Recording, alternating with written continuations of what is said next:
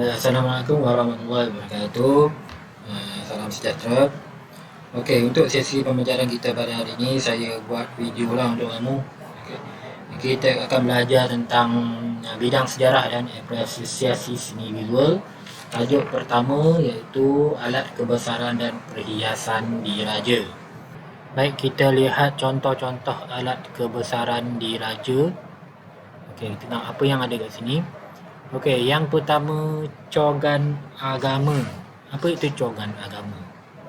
Cogan agama ni merupakan sebatang tongkat bulat yang berhulu besar dan diperbuat daripada perak.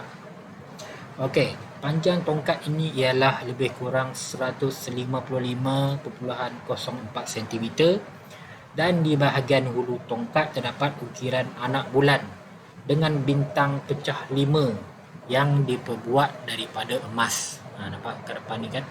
Ada bintang 5 kat sini. Okey, pada batang dan hulunya pula diukir dengan ayat-ayat suci Al-Quran. Apa fungsi tongkat ni? Tongkat ni dia berfungsi sebagai simbol ataupun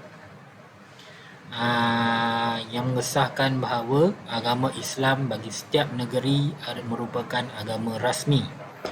Okey, kita teruskan dengan yang seterusnya. Yang kedua ialah cogan alam. Apa itu cogan alam?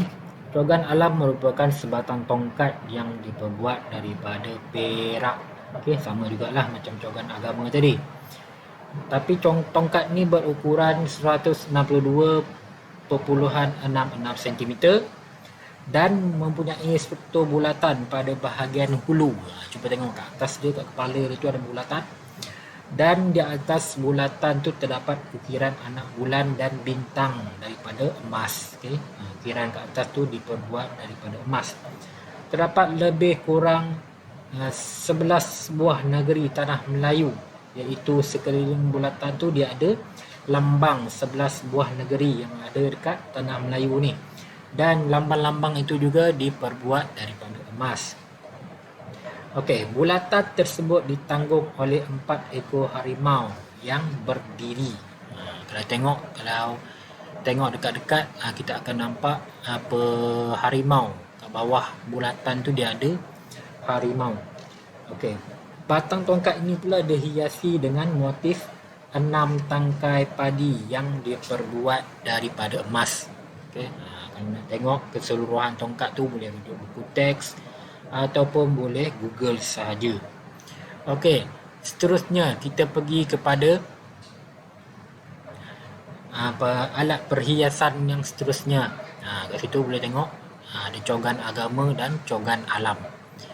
Okey, seterusnya kita pergi kepada cokma. Cokma, kalau tengok cokma ni dia diperbuat daripada perak keseluruhan dia. Okey, ukiran setiap satu ialah 81.32 cm dan hulu dia, kepala dia tu dia mempunyai bentuk kubah. Okay.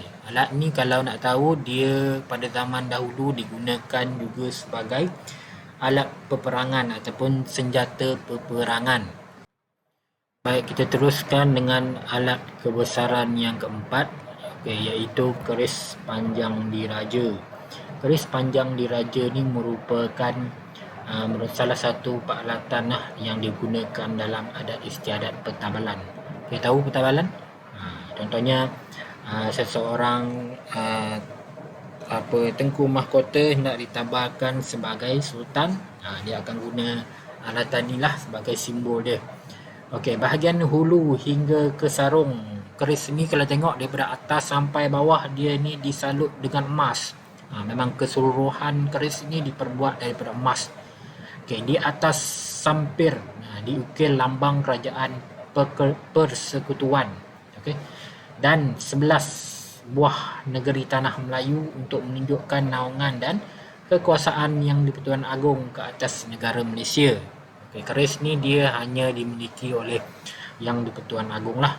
Okay. Sultan-sultan negeri lain dia tak ada keris ni. Hanya di-Pertuan Agong saja. Okey, mata keris ni pula, dia punya bilah keris ni terdiri daripada besi waja yang diambil daripada sebelah 11 bilah keris di tanah Melayu. Okay, maksudnya keris 11 jenis keris-keris yang ada kat tanah Melayu ni diambil sikit-sikit dan dijadikan bilah keris bagi keris diraja ni. Manakala bahagian hulu ataupun kepala keris ini berbentuk tapak kuda dengan motif buah jering. Kalau tengok hulu dia tu, pemegang dia tu, dia menunjukkan seolah-olah kaki kuda. Tu. Okey, baik. Ini ialah pedang, keris panjang dan sundang diraja. Okay, kalau tengok ada banyak kan, ada banyak, ada keris, ada pedang. Okey, alat kebesaran ni merupakan 3 jenis senjata Melayu lama yang diambil daripada mata pedang, keris panjang dan sundang zaman dahulu lah. Okey, ya, ni senjata-senjata zaman dahulu. Keris panjang dan sundang diraja disalut dengan perak. Kalau tengok kat situ dia ada warna emas, dia ada warna perak. Kedua-dua keris ini mempunyai ukiran pada bahagian hulu dan sarung dia. Kita tengok bahagian hulu ada ukiran, bahagian sarung dia pun dia mempunyai ukiran juga. Okey, seterusnya payung ubur-ubur kuning. Kenapa dia dinamakan ubur-ubur kuning?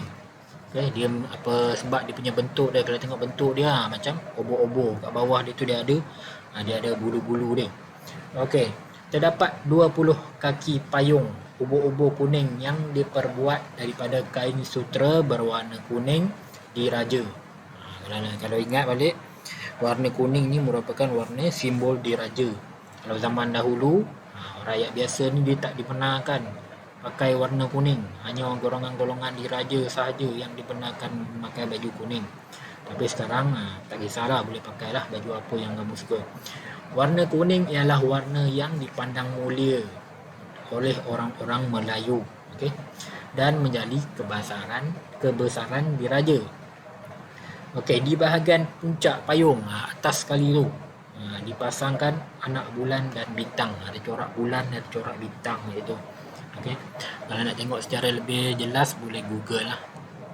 Okey, seterusnya kita pergi kepada alat kebesaran yang seterusnya ialah tombak berambu. Tombak berambu ni apa?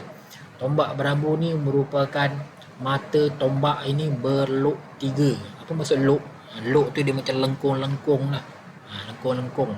Dan diperbuat daripada tombak-tombak pusaka yang terdiri daripada 11 buah negeri di tanah Melayu. Maksudnya tombaknya dia ambil daripada besi-besi dia ambil daripada tombak-tombak daripada negeri-negeri ni, dan dijadikan sebagai tombak diraja lah.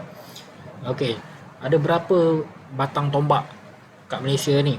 Tombak berambu ni dia hanya ada 20 batang sahaja. Dia 20 batang sahaja. Okey, negeri lain tak ada.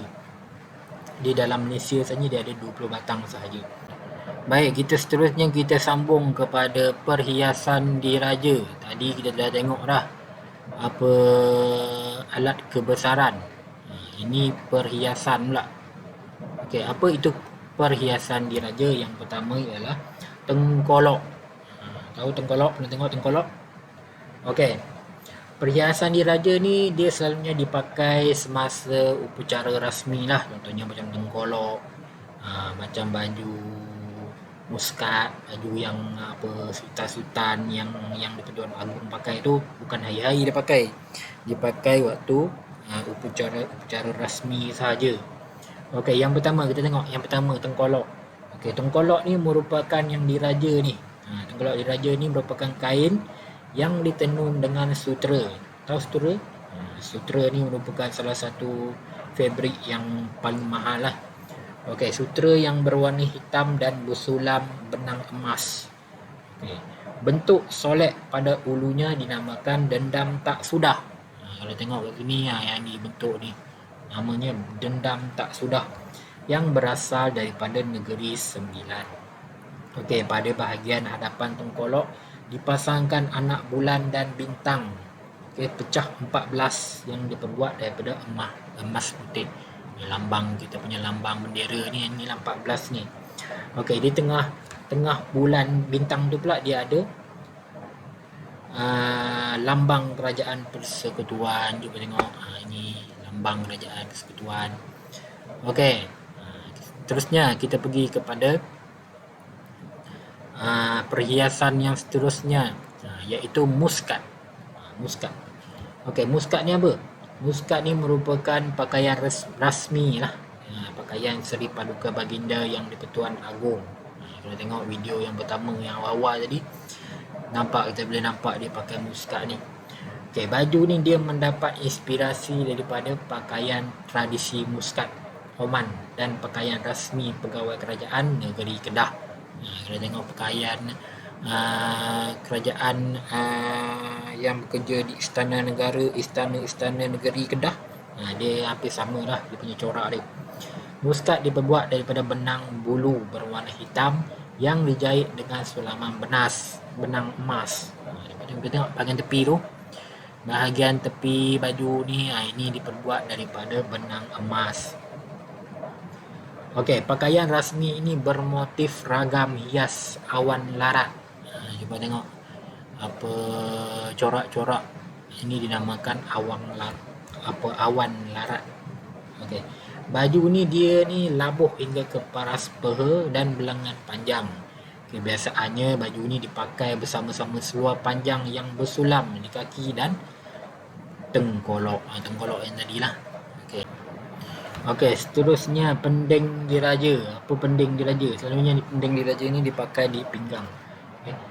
Pending diraja ni dia diperbuat daripada emas 10 mutu bertatahkan permata delima. Maksudnya emas yang paling mahal lah. Di tengah-tengah dia pula, kita boleh tengok dia ada lambang kerajaan persekutuan. Tali bengkung dia diperbuat daripada kain saklat bertekat benang emas dengan corak bunga-bungaan lah. Ini boleh tengok sendirilah. Ini contoh pending diraja. Okey, seterusnya gandik diraja. Gandik diraja ni apa? Gandik ni soalnya pemaisuri pakai. Kalau raja, kalau agung dia tak pakai, pemaisuri yang akan pakai. Ganding diraja ataupun pemles ialah perhiasan yang dipakai oleh raja pemaisuri agung. Dan dia diperbuat daripada emas putih. Dia emas putih bertatah dengan batu permata belian lah, dan bermotif awan larat lah. Kita tengok bunga-bunga tu dinamanya awan larat. Pada bahagian tengah terdapat anak bulan dengan bintang yang diperbuat daripada emas putih. Gandik ini boleh diceraikan menjadi loket ataupun kerongsang. Maksudnya boleh dibuka. Bila dibuka dia akan jadi kerongsang ataupun loket. Okey, dia kalau negeri lain dia perhiasan dia punya alat kebesaran dia lain lah. Yang saya ceritakan tadi hanya untuk alat perhiasan kebesaran bagi Duli Yang Maha Mulia Seri Paduka Baginda yang di-Pertuan Agong sahaja. Okey, kalau negeri lain boleh tengok sendirilah, boleh Google sendiri. Ini kalung diraja. Keris panjang diraja, ini keris panjang. Okey, keris pendek diraja. Okey. Ini contoh tengkolak, mahkota dan tanjak diraja. Cuba tengok. Ini kalau negeri lain macam ni tanjak dia. Okey, itu negeri Selangor. Kalau yang ini kerajaan Johor. Kalau Johor dia lain sikit. Kenapa lain? Nanti kita cerita kenapa dia lain.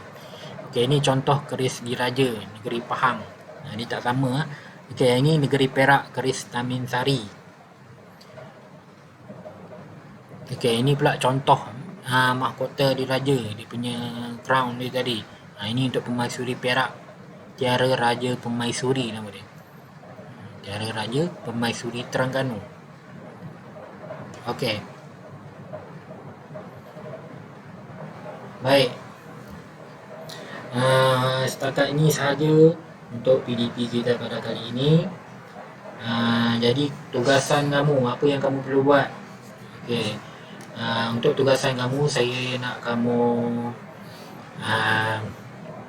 lengkapkan modul yang saya bagi hari itu. Okey, siapkan bahagian soalan 20 hingga 30. Okey. Kalau nak tahu modul itu dia bukan merupakan tajuk-tajuk di kita 4 lah, dia merupakan tajuk-tajuk asas dalam PSB. Okey. Sebelum nak belajar dia mesti tahu juga tajuk-tajuk asas. Okey. Saya tak bagi terus soalan dalam 3 4 sebab kamu belum belajar lagi. Okay, jadi kita akan belajar satu persatu. Okey, kalau ada sebarang masalah boleh WhatsApp saya, boleh tanya saya. Okey, jangan lupa like dan share, subscribe sekali. Okay, Assalamualaikum warahmatullahi wabarakatuh.